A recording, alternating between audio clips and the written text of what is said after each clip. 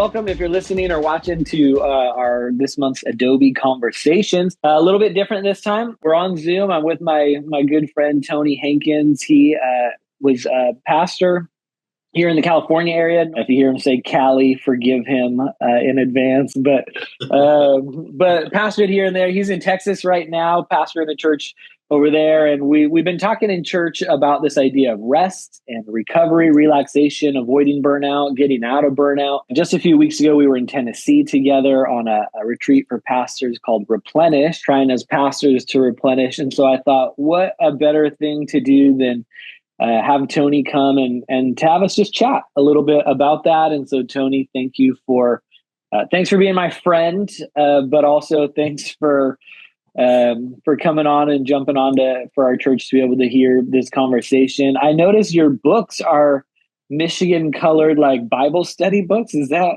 what I see? Like? Let me just say, well, first, thanks for having me, Sean. But yeah, I got these from a person in my church. Her dad was a pastor, and his commentaries, and it just so happened to match my beautiful maize and blue shelving.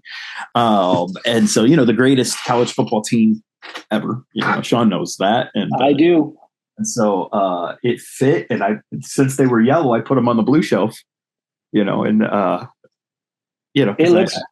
looks good.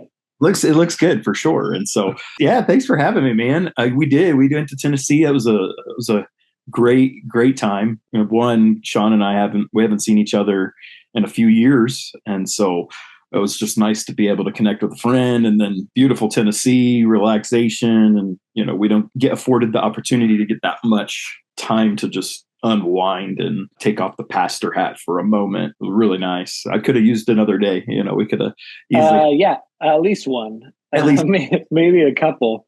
Well, even maybe on that, let's talk about friendship for a minute, because I think no one tells you, like when you're a teenager and you're going to high school and you've been a youth pastor, I've been a youth pastor. It's all about friendships, right? Your whole life. And then you become an adult and I don't know, friendship becomes harder. Maybe it's tougher. You've been married a couple of years now, recently married. At some point, maybe your only friend is your spouse for different seasons. Like, how do you maintain good friendships in adulthood? Well, I think the hardest part of being an adult in friendship is our brains naturally change to like, hey, I've gotten all the friends I need, and starting over is harder the older we get, because we're like, I already have what I want. I don't want to have to get out there and get to know new people and invite them into my life and go through all the pleasantries of not knowing them well and learning to trust people. And so it can be very difficult as an adult to do that. In our role, it's even harder. There's a level of what the Lord's put on us to be able to lead people. There's pieces of our life that, if we're honest, they're just a little guarded because they have to be. So it makes friendship different, because at the end of the day, at the church, people that I'm leading, I'm called to be their pastor. And you have friendships in that, definitely, but like friendship's a little bit different. And some people you're really close to and they understand things differently, and some people they don't. But I think what's helped me through the years, and honestly, the older I've gotten, it's harder, because again, you don't want to go out every night. You come home and most people work and they come home and go, I don't, Thank God for Netflix, and they just drown themselves in that rather than building relationships. And then you get married. I just got married almost 2 years ago now. Then you have that person. So it's like, do I really need to go out and hang out with people? Do I really need to, like when you're single, I had an advantage of, man, it's either be bored by myself or go find some friendships. And so I think, what's helped me is just like kind of dating. We're attracted to certain people. Even in friendships, we're attracted to certain people. And friendship should be easy on a certain level of commonality and all those different things. And so I would encourage, if you find somebody that you feel like you click with, have them over for dinner. Go get dinner with them. Do some things. Obviously, no matter what size church you have, you can't be best friends with everybody. You can be nice to everybody and have good relationships with a lot of people, but like deep friendships, there's got to be this connection of spirituality, common interest, all those different things. And so for me, what's helped is when I find somebody, or now me and my wife, when we find somebody, we try to go get dinner and spend time with them and do things with them and let things happening. I think the hardest part is the trust factor is, and maybe we're a little bit more sensitive in the position that we're in, the trust factor of how much, how much can I say, what can I do?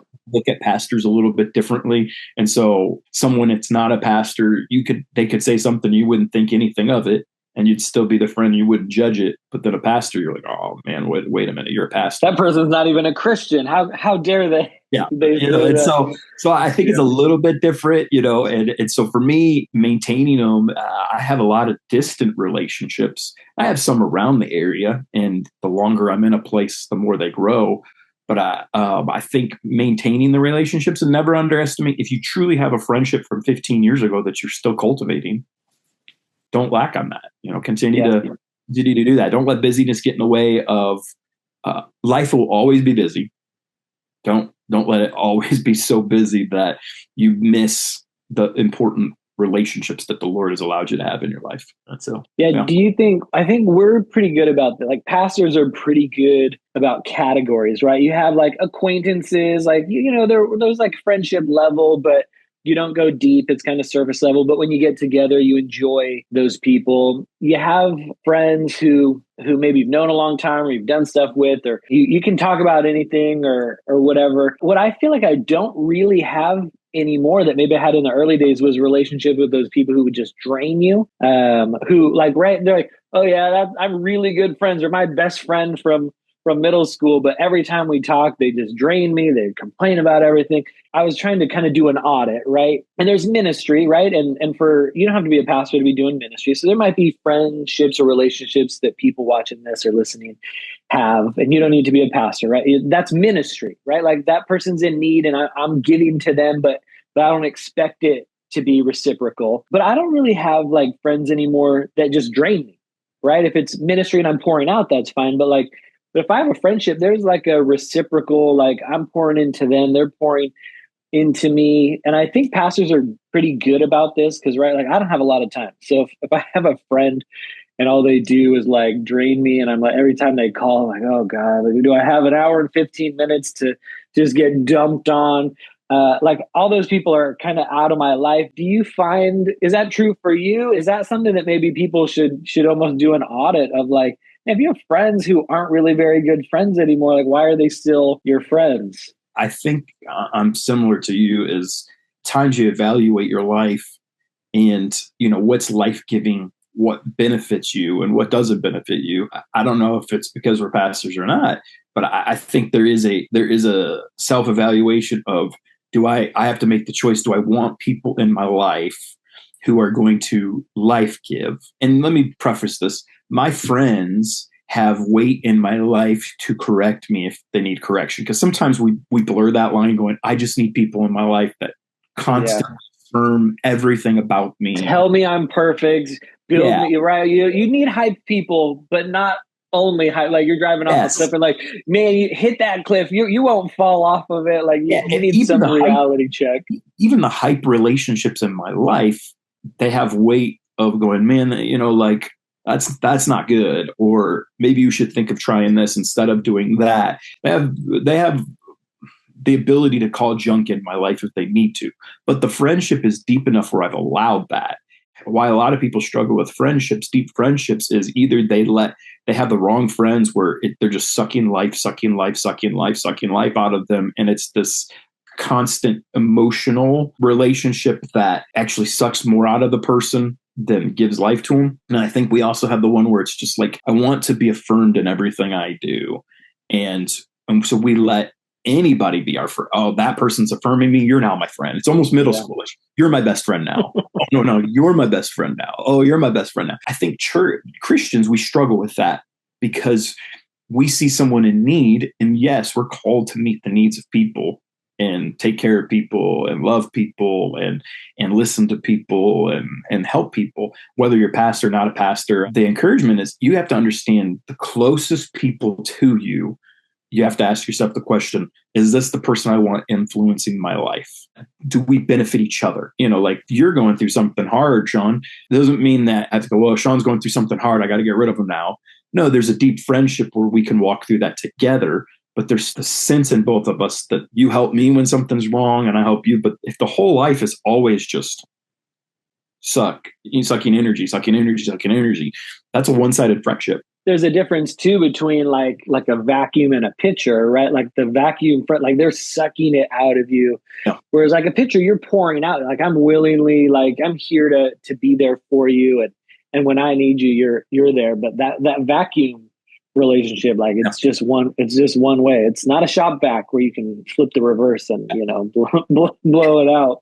I would add to it, I think sometimes we like feeling needed and we misjudge being needed and helping someone as deep friendship, like constantly over and over and over again, versus like valuing a relationship where you don't need my advice.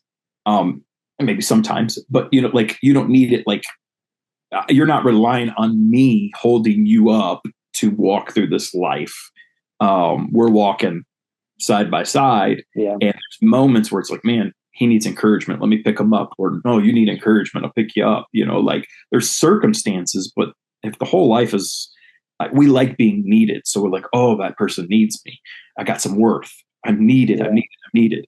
And I always say, at some point I won't be the pastor at my church. But if all my value is being needed, that's not healthy, and so I'd say the same in friendship. If you're always needed and you're valuing on that of, they need me, you're going to get exhausted and burnt out, which I know we're talking about burnout today. So, well, that's why I thought starting on this friendship idea, because one of the things we've talked about here, at least in the last few weeks, is the idea when you do it alone, right? If you're in isolation, if you don't have someone to help you, burnout happens faster and you get stuck in it. And so that really is one of the key things. You have to have people in your life who can pick you up and lift you, who you are side by side with, right? Where it's not that one way thing. Well, maybe then I'll shift that to people struggle with burnout. We've created this world. We're digitally connected all the time. We're so connected digitally that sometimes we're like disconnected from real life. What are some warning signs that you've seen or that you think of someone who's starting to burn out, starting to like, oh man, if I recognize this in someone's life, maybe I reach out because I'm worried about them. Like, what are some of those signs that you've seen? Emotional disengagement. They might still be there in person. They might still be doing the things that they're doing, but you can notice an emotional disengagement of shorter, maybe they complain a little bit more about what they're doing and you've never seen them complain before. The warning signs in my own life is, okay, like you can be in a room and you're just ticking you're checking the box because you have to check the box.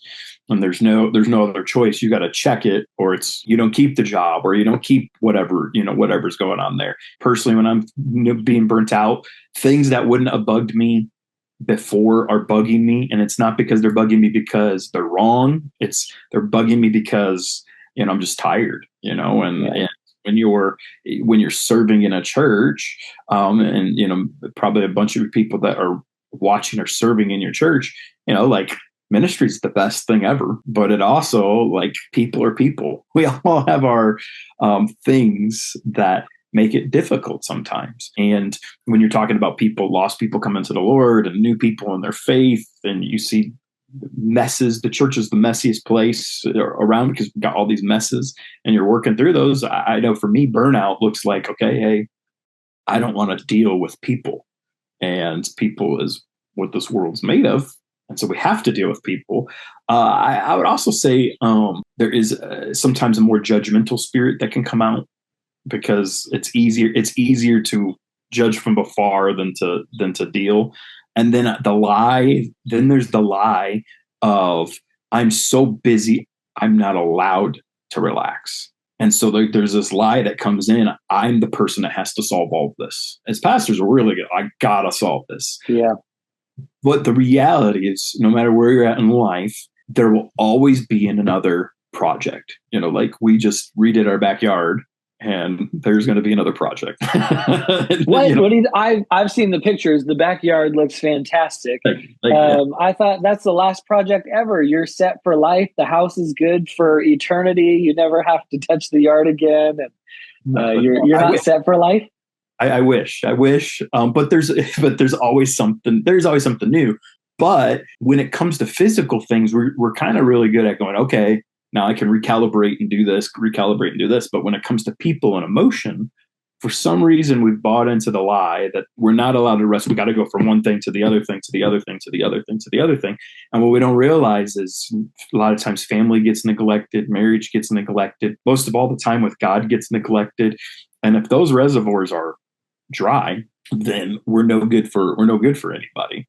And so it's like, so I think warning signs, I mean, if you just, I mean, people can do self-evaluation and then not taking yourself so serious that you're the only one that can solve whatever your world around you's problems. Whoa.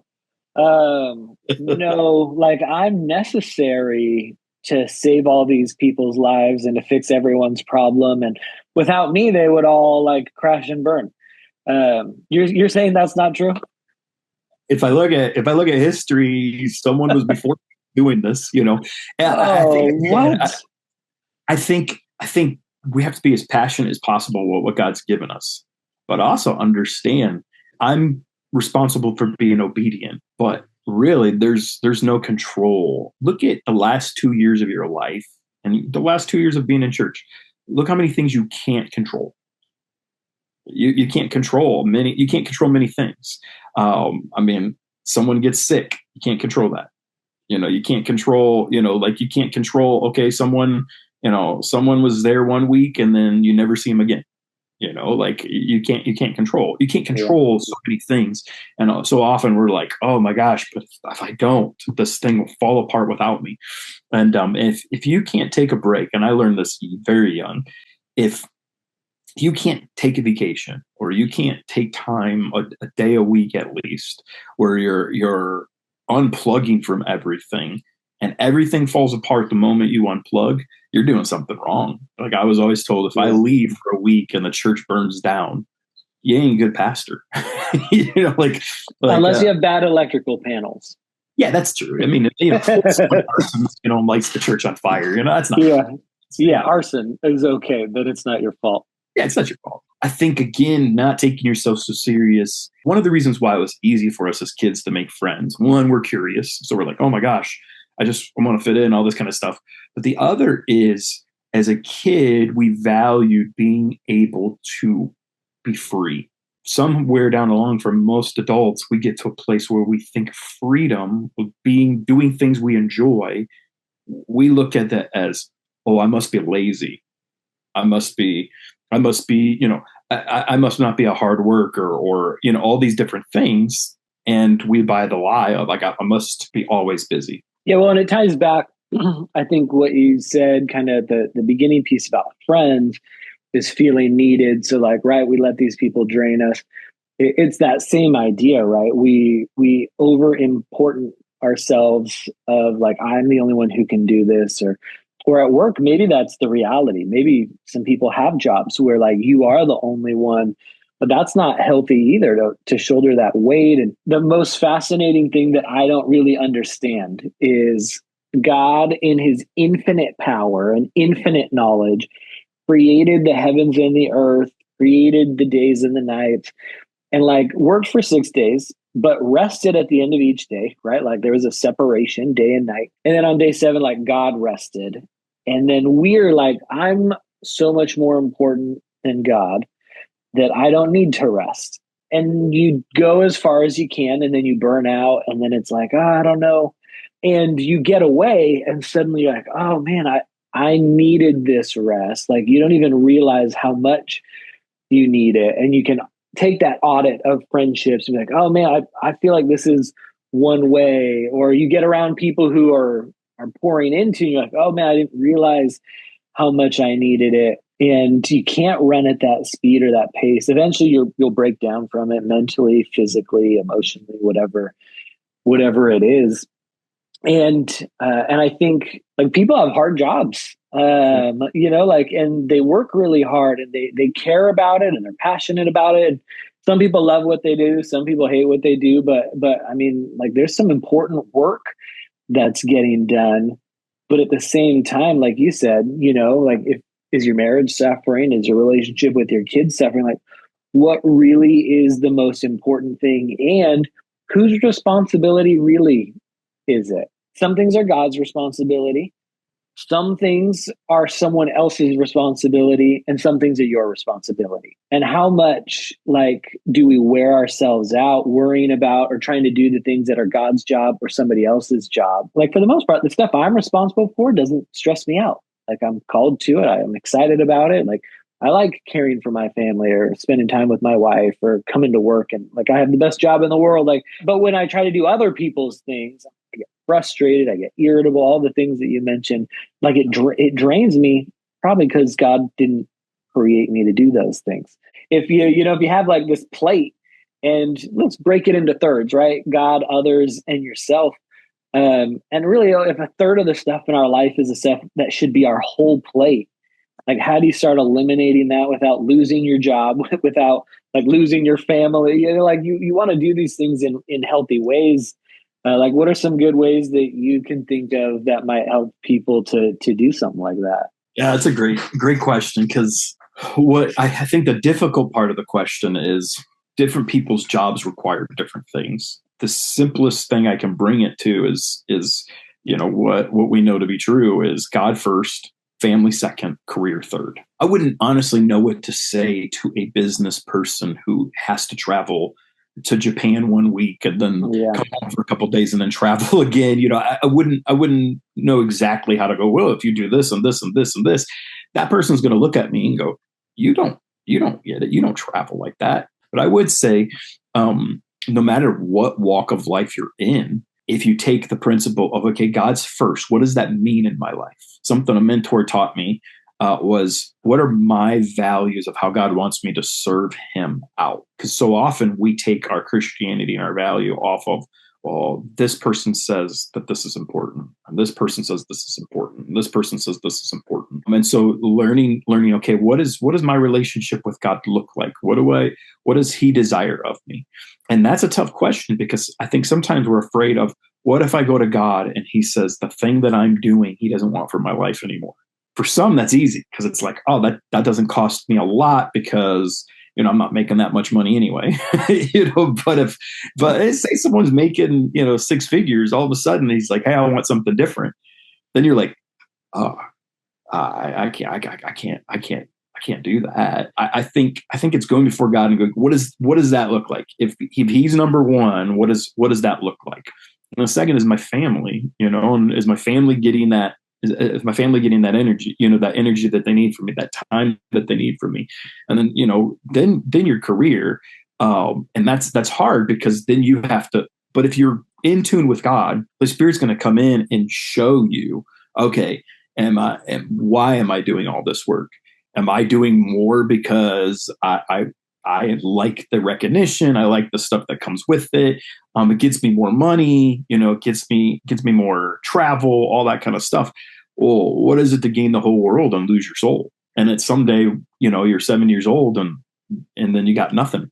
You got money and you got all that stuff, but you got nothing because you were a jerk to everybody, or you're so burnt out and you got nothing left. And so I think you got to start with God and go, okay, what does my relationship look like? For some, you might be a newer Christian and go, I don't know. It's as simply as I would encourage you to get discipled. I would encourage you to grow in that so that you can understand what is God requiring of me.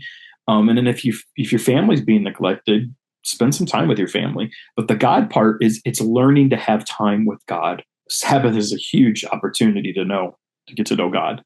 But if you have no margin of time to get to know God, you can never really know his heart if you don't have time with him. It's a holistic approach, right? Even at the beginning, right? I broke it up into these third pieces, but it really isn't that. Amanda's grandpa would put all his food on a plate and then like stir it all together. And like, I don't know if that's how you eat food. Some people the green beans can't touch the mashed potatoes, that can't touch the chicken, right? It's I'm all got to mixed. be these like, yeah. I'm mixed. So it looks disgusting on a plate. It offends me to see someone eat that way. I'm a don't let the foods like everything's got to be in its place.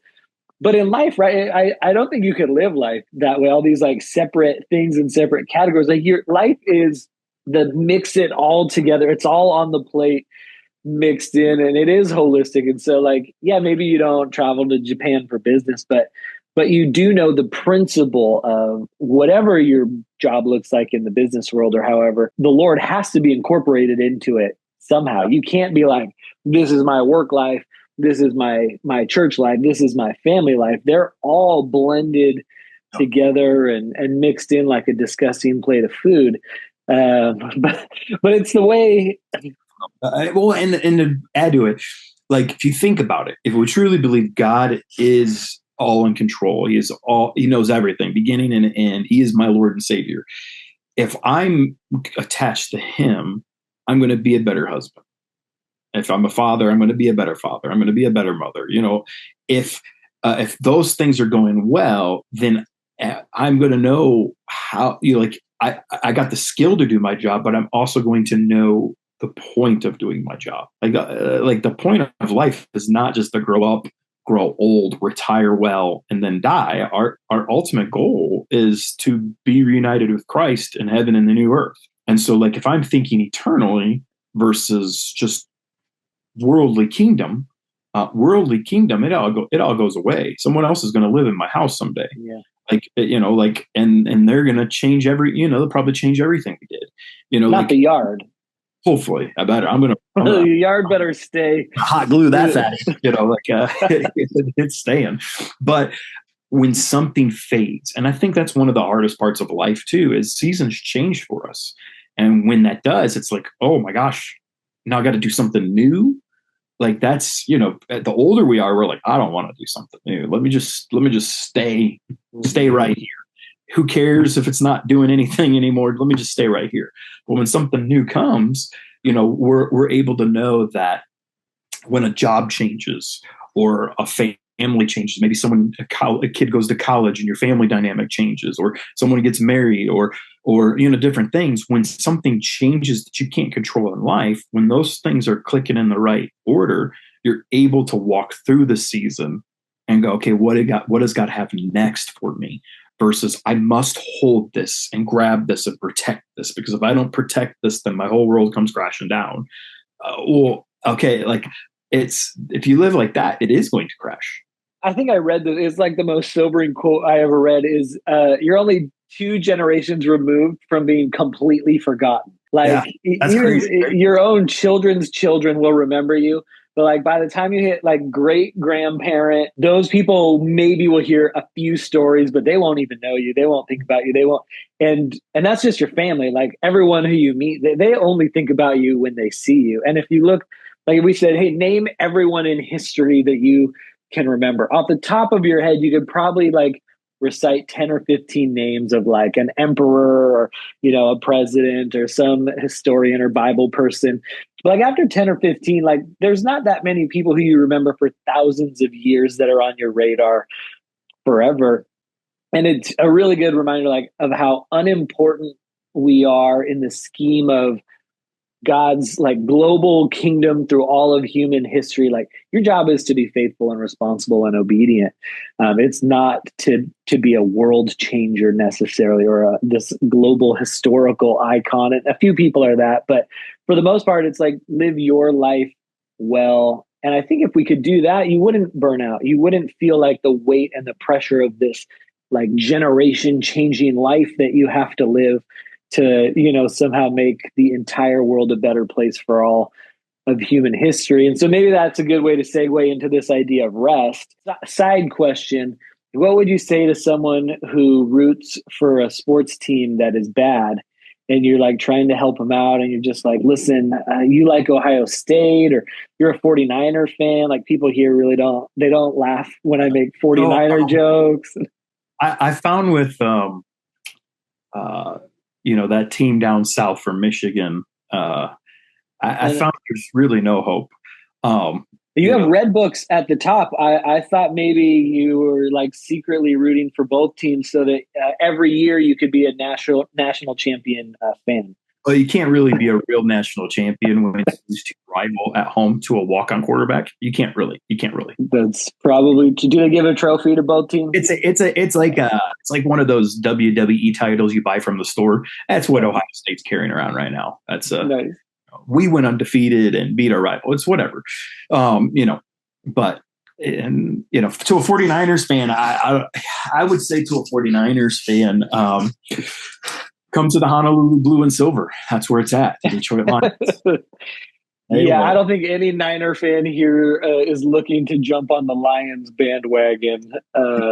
But things like that are good to have in life. Or you need some levity, right? Like it's okay. We have a trash talk friend group that we text during sports, and like we still love each other, and we say the meanest things, not really to each other, but to one friend in the group. And it's in love. Like you need some of that stuff in life, right? It's just what is fun. And again, I think it goes to, friendship. You just got to be able to have some good fun and relax. And Gotten again, offended in that not, group, not right? take, Like, not take yourself so serious. A lot of it's connected to social media. Social media is ingrained in us that everything's high alert and everything's offensive. You got to care about this right now. If you don't care about this right now, you're a horrible human being. And then it builds up, builds up, builds up, builds up. And, usually they'll put some music to it and they'll put some, again, it's like not everything in life is high alert. So often we think of the worst possible thing that could happen and we miss living in the moment that God has us living in. And, not everything's high alert. And I think sometimes we wish it was. Like we want to almost self-prophesy our doom, and yeah. I'm not negating evil's not out there and bad things aren't happening and there's horrible stuff. But I'm saying like what social media has done is it almost made us take ourselves too serious, and that everybody's opinion matters. I'm just not going to lie to you. Not everybody's opinion matters the same weight. Most of them don't matter. Most of the opinions we hear now don't matter. In the 1800s, the only opinions you heard were like the ranch 5 miles or 50 miles away, and like the 6 people you saw at the general store. Now we've given everybody this weight of Ed down the street said in his TikTok video that, oh, this has happened. And then you're like, well, Ed said it. Oh my gosh, Ed is just as important as, as whoever has actual weight in their life to say something. And it's diluted reality in some ways. And so how do you get away from that? Like this idea of rest, right? We're always connected. You're always hearing people's thoughts on everything. I've lost friends from 49er comments on Facebook. So people who are like, they get really upset that they haven't won a Super Bowl in 40 years, 30 years, whatever, 31 years. See, I know it by heart. And they get really upset. And so, and I think that comes from like just a stress that would like, who cares what I think about your sports team? Like genuinely, like I think there's some things that I say that should hold importance, right? If I'm talking to you spiritually, if we're sitting one-on-one, if you see me post something inflammatory on Facebook over a sports thing, you should be able to be like, or you can retort, but to like genuinely take offense or get angry and end a friendship over it seems a little extreme. Yeah. If you're in a healthy place emotionally, mentally, something like a sports comment would never affect you. It goes back to what you said at the very beginning, some of those markers of irritability or offense. And so like, what's maybe just like one healthy thing that a person can do to find rest, full rest, like a Sabbath type rest? I believe that there should be in your regularly routine week to week a Sabbath type of a day. And I think disengaging from the normal routines of life and resetting and saying, Lord, here I am. I reset with you. Because in those moments, there's perspective. And again, let's not be so pharisaical with it of, oh, like we do this with the Bible. If you miss a day of reading the Bible, you have to start from the beginning in your Christianity, right? There's this weird formula thing. A relationship is fluid. And so like I regularly want a Sabbath in my life to be able to regulate myself and to go to God and say, God, you are God. You're that if the world can't survive without me disengaging, I'm taking myself too serious. I'm relying on my own mind. I'm relying on my own strength. I'm relying on my own skill set. All of those things that I just mentioned, he gave me. And so if I want to be my best and I want to operate in who he's created me to be, I have to go to him and allow him to recalibrate. I have to give him permission to sit and listen before him and say, Lord, speak to me. Holy Spirit, show me things. There have been many times personally in my own life where I have to disengage even more from social media. Not that I don't use it, but I have to disengage in it. What's so beautiful about a Sabbath is you're able to go before the Lord and he shows you what to eliminate, the unnecessary things to eliminate. We all say, oh, I don't got time. I don't got time. I don't got time. I don't got time. But we have 2 hours to troll people on the internet. We like that so much because I feel like I did something without doing anything. And so if I could talk about the world's problems, I'm like, oh, see, and then you get 5 people that are, we should, yeah. All I did was a hype rally of, look, I got like-minded people to agree with me and comment with me. I'm solving the world's problems. And all at the same time, I'm still burnt out. I'm still broken. I'm even more burnt out because I'm fired up because I saw something else someone did. And so like learning to put yourself before the Lord, he may not tell you to lay down social media. He may show you something different. He may be like, hey, you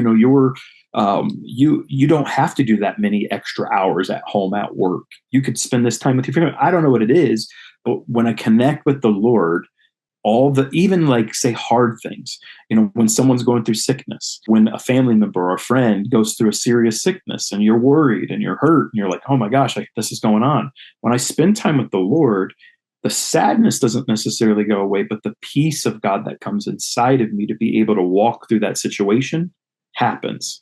And many people don't walk with the peace of God because they don't spend time with God. And so Sabbath, even if, so maybe you're like, man, a day, that's a lot. That's a lot. I can't do a day. Okay, well, just how about you give them half a day? Start building the Sabbath. Give them a half a day. Give them about a half a day. Because I know how people's minds work. Some are like, that's impossible. I can never do a half a day, never. Okay, how about give him 3 hours? And figure that out and totally unplug from your regular routine, the world, all those kind of things. If you're saying, man, I can't do that, you have a reliance on you problem. And if you say you can't do that, you need it the most, right? Like the person who can't do it. Sure. I found, like you're saying, we try to do these things. I have to get away. Like I can't, if I stay in the normal flow or places in my life, it's harder to connect with the Lord. Like I have to shut off my phone. I got to fly to Tennessee for a week, or like if it's a daily thing here, like I got to get out of my normal environment even to shut it all off to spend that time with the Lord. Cause I can't do it in the normal flow. Like I got to break the routine. So it actually feels like rest. So let me ask you this. We tend to think, for the average person who comes to church, like Sunday is your Sabbath, right? You come worship the Lord. You come hear our fantastic preaching. We spend dozens of hours prepping these messages from the Bible.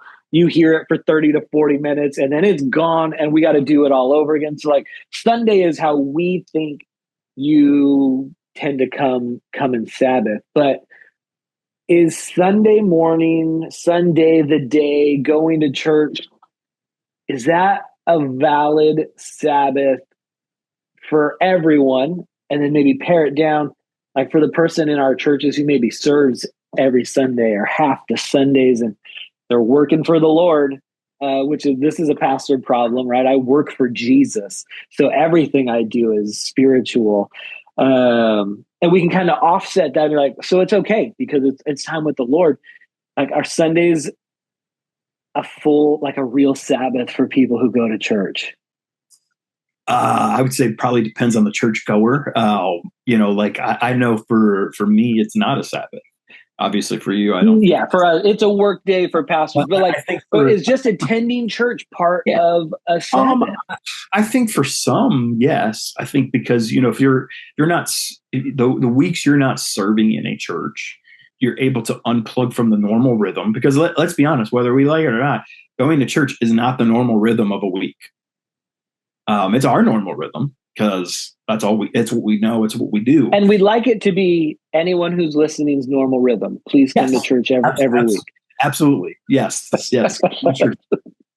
But it is not, it's not a normal thing. And so for a Sabbath, but I would say it's a Sabbath if it's not your own, that hour and a half isn't your only thing you're doing.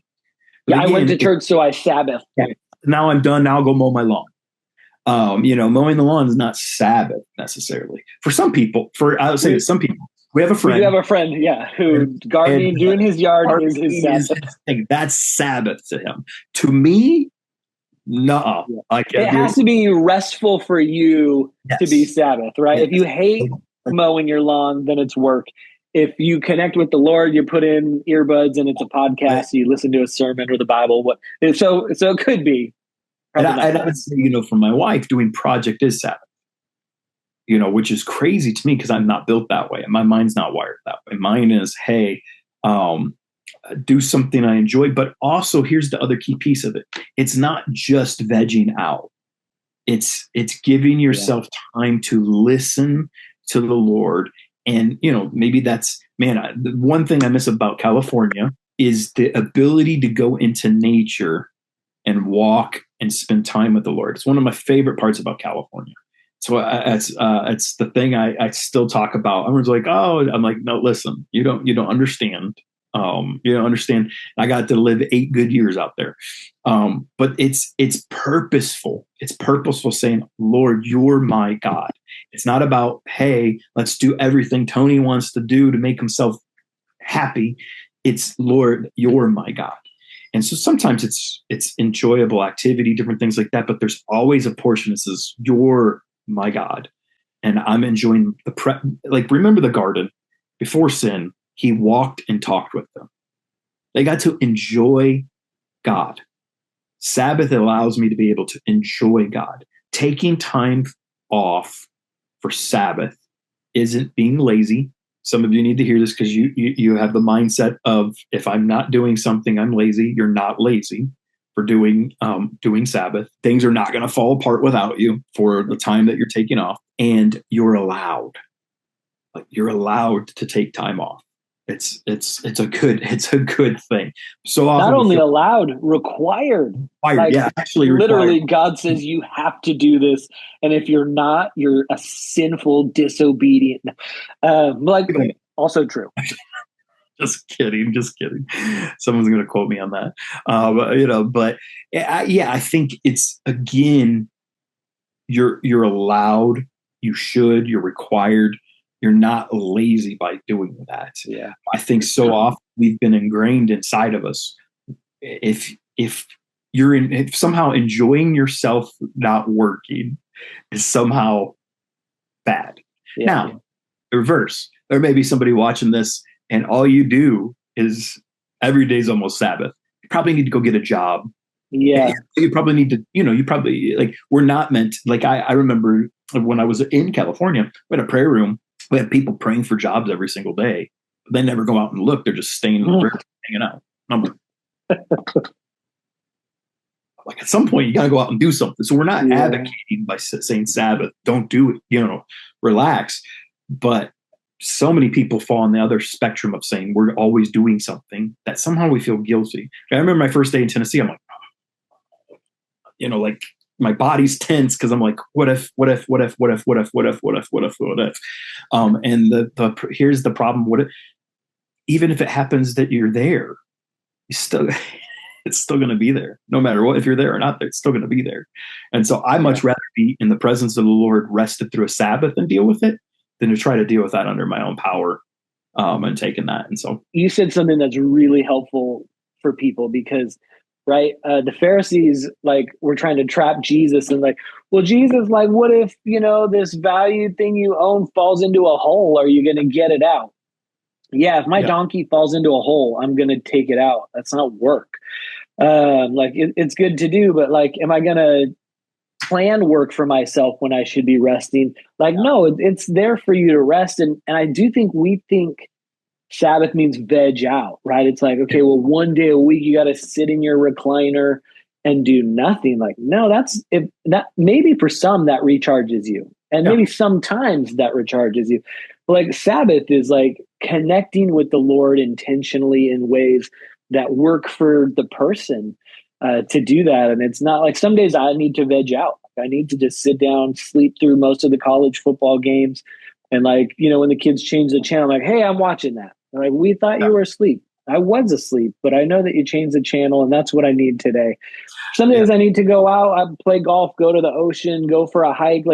It's a kind of all kind of thing, but just only vegging out isn't Sabbath. God created it to be the thing that refills us and recharges us. And so I think that's super helpful. Even when you said that, it's oh, sometimes I even think all right, just do nothing or shut off my brain. And that was good in Tennessee. I turned off my phone. I was disconnected, just sat in the woods and I heard from the Lord pretty easily. But it wasn't even vegging out. It was emotionally, spiritually, I'm in this place, not to veg out, but to be seeking some spiritual connection. And I think that's really what Sabbath looks like. I like what you said, because there is an importance to I'm being intentional with my Sabbath. Okay, maybe I need to go exercise. Maybe I need to veg. But I think the piece is the ultimate piece is remembering I need some time to wait on the Lord and let him recharge me. If I'm doing those other things without, it could be some form of Sabbath, but I'm still missing the main. It's to reconnect with no agenda. I think if we're honest in our regular devotional time, sometimes there's good time with the Lord, but we're in our head going, okay, I got to be done in 15 minutes. And then something at church happens or something at work happens for someone watching. And you're I got to deal with that. And so you start to creep over to that. Sabbath is allowing yourself to turn it all away and say, okay, today, nobody gets me. Work doesn't get me today. That phone is off. I think turning a friend of mine, he works at a Chi Alpha thing in Missouri, and he goes, I bought this phone. I own this phone. This don't own me. I own this phone. And his point was, I'm not going to let something I bought be in charge of me. And I was like, dude, that's gold. I'm not going to let something be in charge of me that I have control over. And you have control of your phone. You have control of your social media. You have control of many things. And so I think Sabbath is understanding. Yeah, you could veg out. You could watch college football for 3 hours. But the real question I would have for you is, are you giving the Lord some time where he can restore the soul? Because I love college football, but if they don't win, my soul ain't recharged.